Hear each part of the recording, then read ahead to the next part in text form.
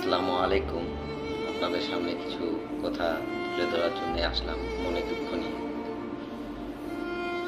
তো গরিবের কেউ নেই, আছে একমাত্র আল্লাহ। আল্লাহকে সাক্ষী রেখে বলছি, যে আমাকে ধ্বংস করেছে আল্লাহ যেন তাকে ধ্বংস করে।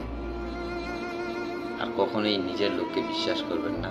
নিজের থেকে পর ভালো, পরকে আপনারা ধরবেন। 10 টাকার জন্য পরের কাছে যাবেন, 10 টাকা পরে দিবে। কিন্তু নিজের লোকের কাছে 10 টাকা আবদার করবেন, সে 10 বার খুঁটা দিবে।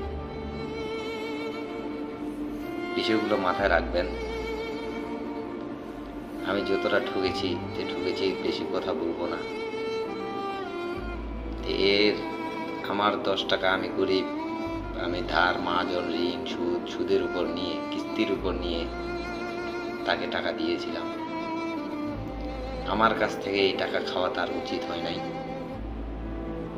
এর বিচার আল্লাহ করবে। কোন দিক থেকে কোন দিক উঠাবে এটা বলা যাবে না।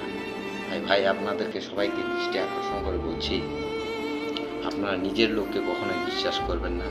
নিজের লোক যত পারে 5 দেওয়ার চিন্তা ভাবনা করেন, ঠিক আছে? যাই হোক, আপনাদের সাথে আল্লাহ আছে। আল্লাহ আপনাদেরকে সফলতা অর্জন করার তৌফিক দান করুন। সকলে বলি আমিন। আসসালামু আলাইকুম ওয়া রাহমাতুল্লাহি ওয়া বারাকাতুহু। সবাই ভালো থাকবেন, প্রবাসী ভাইদের সবাই ভালো থাকবেন, সুস্থ থাকবেন, এই দোয়া কামনা রইল। আমিন।